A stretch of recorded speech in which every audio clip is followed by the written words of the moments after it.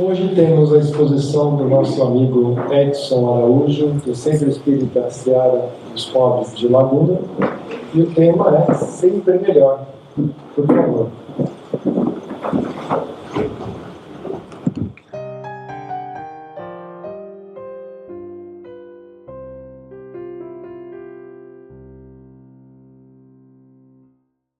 Senhoras e senhores, irmãos do Ilhéu Espírita, mais uma vez estamos aqui, a gente sempre aceita de bom grado o convite que nos é feito, e que a gente possa estar na expectativa da nossa exposição da noite. Nós temos o tema Sempre Melhor, um livro do José Carlos de Luca, é um trecho que tem aqui, o Evangelho e um artigo científico sobre neurociência. E se tudo der certo, ali por umas 10h30, 11 horas, começa o trabalho de passe. Tá bom? Então, quando nos defrontamos com os nossos erros, limitações e fracassos, nós tendemos a rebaixar os níveis da nossa autoestima, com graves prejuízos para a nossa vida. O cultivo do desprezo por si mesmo pode ser comparado a esses vírus que atacam os computadores, desfigurando o sistema operacional. Como se perdêssemos o foco da nossa imagem verdadeira, como Filho de Deus, criado à sua imagem e semelhança, e passemos a nos enxergar como uma pessoa incapaz, inferior, medíocre, sem valor algum, muito diferente daquele ser criado por Deus. Essa é uma mensagem que tem aqui no item 41 do livro de José Carlos de Luca. Existe uma máxima que diz assim, somos o que pensamos. Somos o que pensamos. E será que nós realmente entendemos essa frase, somos o que pensamos? No YouTube tem um documentário muito interessante, bem curtinho, 2h30 mais ou menos, que fala sobre quem somos nós. Um grupo de 14 pessoas, de religiosos, cientistas, professores de química, física, para fazer uma análise da física quântica, como um instrumento para explicar a conexão que existe entre a mente e o corpo. Eles explicam sobre a questão dos neuropeptídeos no corpo humano. Os neuropeptídeos são moléculas de sinalização celular.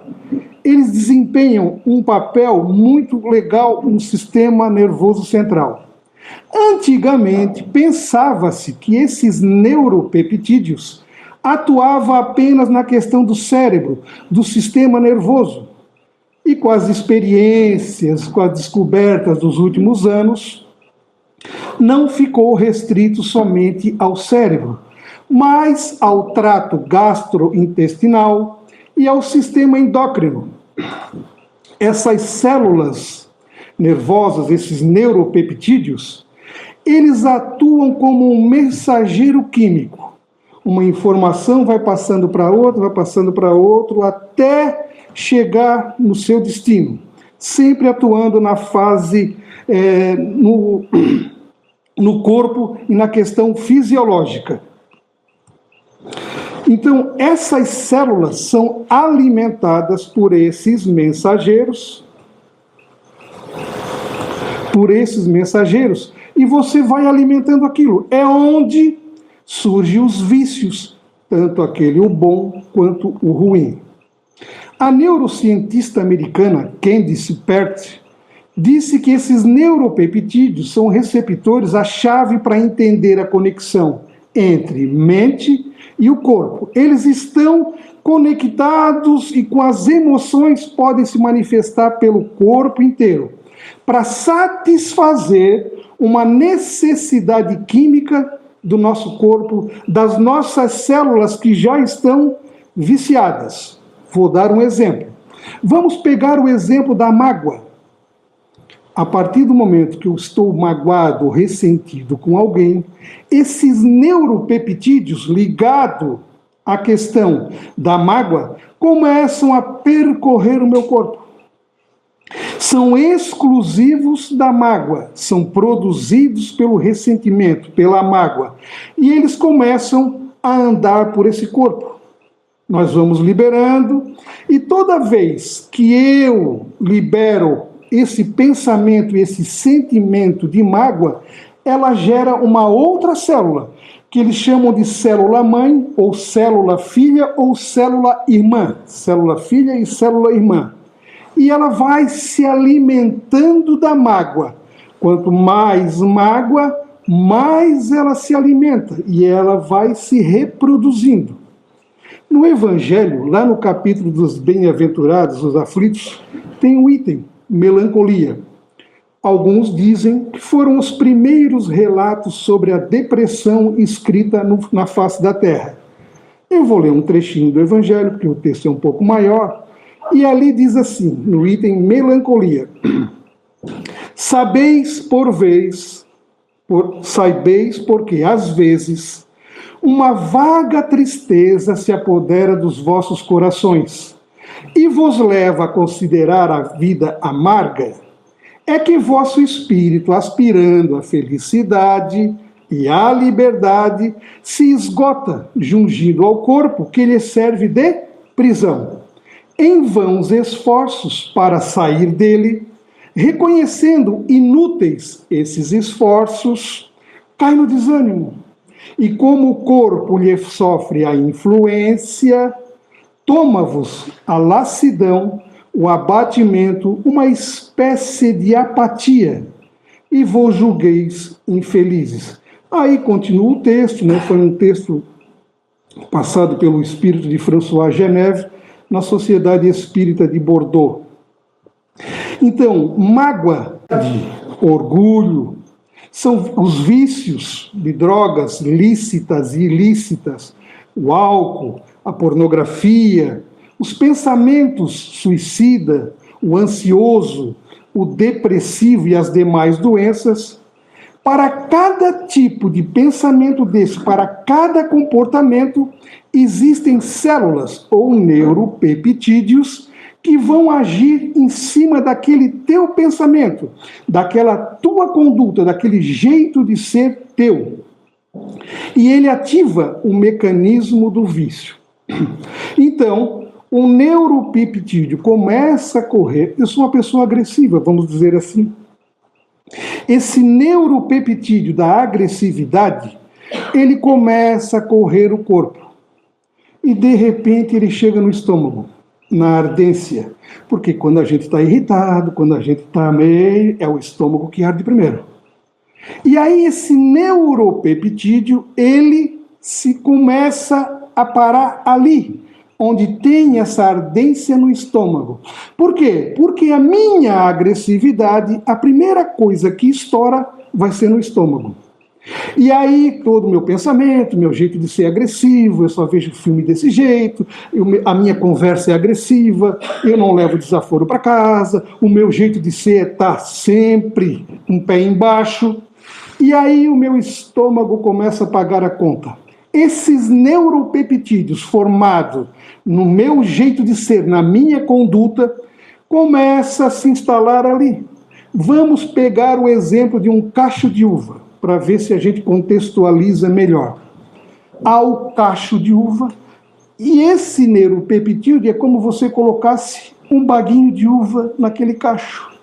E toda vez que você vai pensando na agressividade, na violência, no seu jeito de ser, essa uva desse cachinho de uva ali, ela começa a se reproduzir. Ela vai produzindo, ela vai produzindo, ela vai produzindo.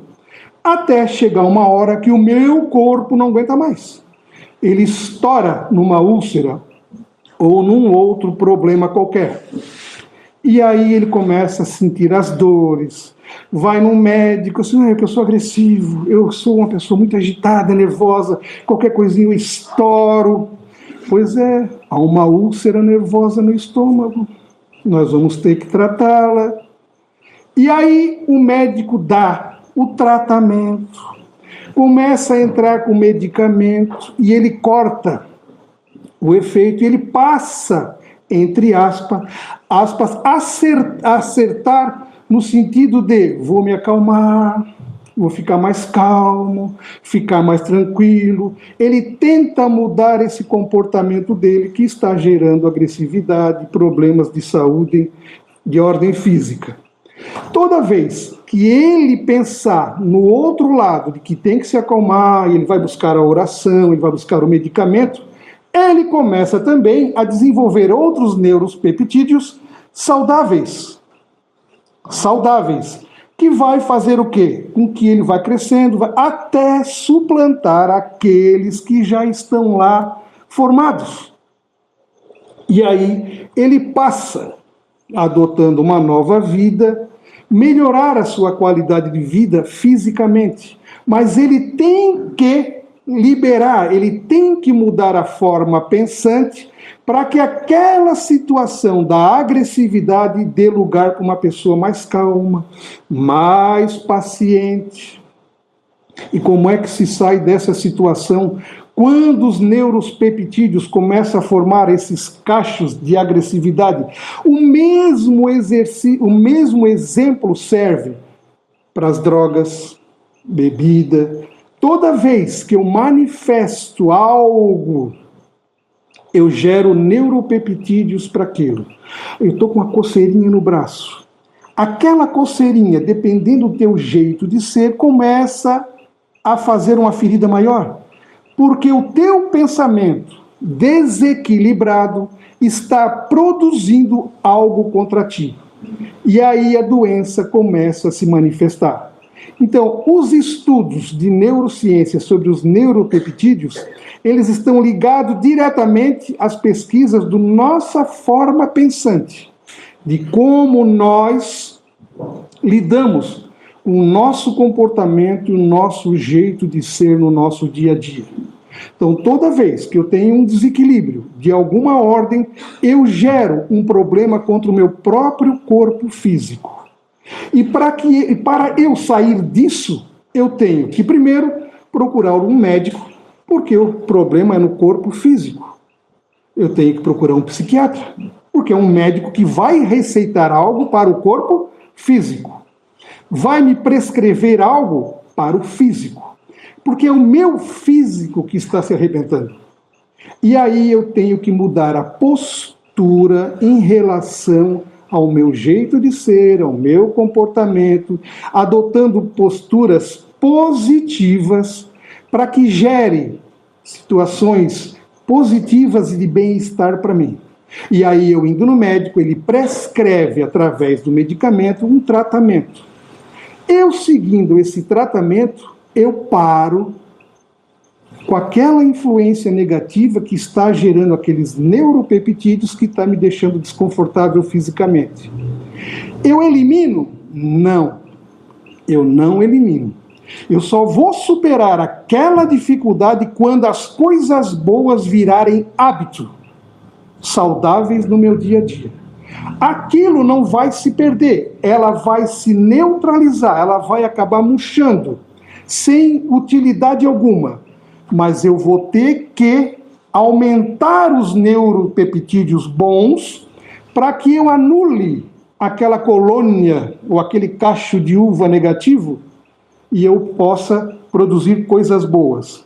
Só vai sentir-se bem quando a mesma quantidade de atitudes positivas que eu tiver superar aquela negativa.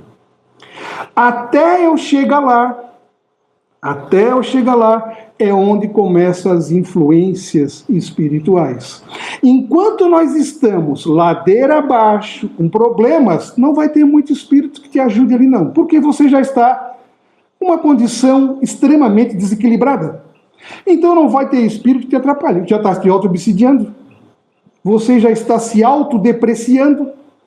Agora, quando você quer arrumar a casa, ali começa a receber algumas influências, porque você vai estar lutando contra uma deficiência moral sua, e você quer sair daquela situação, E você só vai sair daquela situação quando as atitudes boas virarem hábito.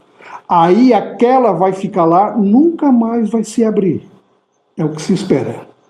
E aí você começa, através dos hábitos bons, alimentação, meditação, atitudes positivas, leitura, fazer com que as coisas boas se estruturem dentro da nossa saúde mental, da nossa saúde física. Caso contrário, vamos lutar contra essa quantidade de doença que existe, que partem tudo do nosso emocional. Se você for num dermatologista, ele vai dizer que todos os problemas de pele, tudo aquilo que envolve a parte de dermatologia, parte do nosso emocional.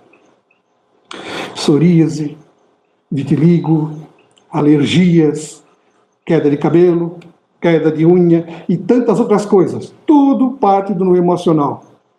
Para que a gente resolva o emocional, eu tenho que procurar uma ajuda médica, porque eu estou encarnado e eu tenho que tomar algo medicamentoso, que é para diminuir a minha ansiedade, que é para diminuir aquilo que me desequilibra.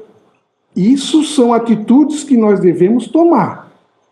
Depois de começar a organizar a casa e quiser vir frequentar a casa espírita para receber um auxílio extremamente importante, que vai te dar um direcionamento de buscar as coisas saudáveis, a gente faz, a gente busca. Então nós temos que parar de nos auto-obsidiar, de nos auto-sabotar, autodepreciar. Nós nascemos para buscar a felicidade. É a nossa proposta de reencarnação. É isso. Superar essas dificuldades. Não darmos ouvido para sugestões e tantas outras coisas que nos acontecem no nosso dia a dia. Nós não podemos terceirizar a culpa para outros, como acontece com algumas religiões que dizem, não, isso aí foi coisa do diabo. Não, foi uma queda minha, não, o diabo me intuiu a fazer tal coisa. Não, isso aí é um espírito que está me... Não é, cuidado. Nós não podemos terceirizar coisas que estamos dentro de nós. Nós somos os artesãos das nossas próprias desgraças. Nós é que somos os nossos grandes artífices, tanto para as coisas boas, quanto para as coisas ruins. As escolhas somos nós que fizemos. Nós não podemos culpar fracassos e problemas em outras pessoas. Isso está dentro de nós. Jesus disse, é você. O mérito tem que ser teu. O mérito é seu. Ninguém vai fazer por você aquilo que você tem que fazer. Eu já citei aqui esse exemplo de Jesus fica na corda, na beira de um pântano. Você quer sair, vai pela corda, ele não vai te puxar. Então o mérito tem que ser nosso. Tem que ser nosso. Então nós temos que nos analisar, nos conhecer, buscar saber quem nós somos, os nossos pontos fracos, aquilo que a gente ouve de pessoas que estão ao nosso lado, que falam a nosso respeito. Opa, será que não tem razão? Isso tudo nós temos que estar alinhado nesse pensamento e buscar o nosso jeito, nosso íntimo de superar as dificuldades. Senão nós vamos estar produzindo uma saúde precária, que nem saúde precária, nós vamos estar produzindo algo ruim para a nossa vida. Então nós temos que cuidar do nosso pensamento. É o nosso pensamento que destrói o nosso jeito de ser, os relacionamentos, as situações. E nós temos que estar extremamente ligados nessa questão. Cuidar dos nossos pensamentos. Superar as nossas limitações, as nossas dificuldades. Aí sim. E nós só vamos superar aquilo que é de ruim quando eu compensar e fazer coisas melhores, boas. Que é para a balança sempre estar. Divaldo falava isso. Toda vez que você tomar uma atitude ruim, procure tomar 2 atitudes boas. Se você fez alguma coisa que não foi legal, faça alguma coisa que seja legal. E faça mais uma, para você sempre ter crédito. Quando fizer a próxima vez ruim, você já tem o crédito de uma. E aí procure fazer duas. É assim que tem que ser. É assim que nós temos que viver o nosso dia a dia. A gente vive com pessoas das mais diversas diferenças em tudo. E nós temos que estar aqui superando as nossas dificuldades diante de pessoas que nós temos compromisso, que não temos compromisso, mas nós temos que superar essas barreiras, superar essas limitações, que é da nossa moralidade. E isso a vida, a reencarnação nos proporciona, que a gente tente fazer o melhor a cada encarnação, a cada reencarnação. Então, esses neuropeptídeos que formam esses problemas que nós temos de saúde, eles estão ligados diretamente ao nosso pensamento. Se você tem um vício no álcool, os neuropeptídeos ligados àquela condição, eles vão agir nas vias aéreas, no estômago, e aí vai formar esses cachos até o corpo não aguenta mais. Então, para cada atitude, para cada comportamento de um de outro, existe mecanismos, células que trabalham em cima daquilo. Assim como tem o vício das coisas que não são legais, nós também podemos nos viciar nas coisas boas. Caridade, meditação, alimentação equilibrada, caminhada, boa conversa, boas leituras, atitudes positivas. Isso forma a nossa saúde mental. A nossa saúde mental. E isso nós temos que cuidar delas. A reencarnação tem esse único propósito: superar as dificuldades, trabalhar sempre em prol do nosso melhor. A caridade é a porta que abre tudo isso. E esses pensamentos positivos, leitura, ajuda, trabalho, é o que nos vai tirar desse atoleiro reencarnatório que a gente se encontra, de dificuldades por aí tudo. Então, que a gente possa, através do Evangelho, através das boas atitudes, começarmos a pensar nessas condições. Opa, tem um pensamento aqui que não é meu, tem algo aqui que não quero fazer. Aí está a grande chave da nossa virada. Então, o nosso pensamento, ele vai nos colocar onde nós queremos estar naquele momento, com aquele tipo de pensamento. Se você quer coisa ruim, você vai estar em ambientes que não são muito legais. Se você quer coisas boas, pense coisas boas, que o ambiente que você vai estar é de coisas boas. Que Jesus abençoe a todos, que todos possam ter um bom retorno para os seus lares, e até a próxima.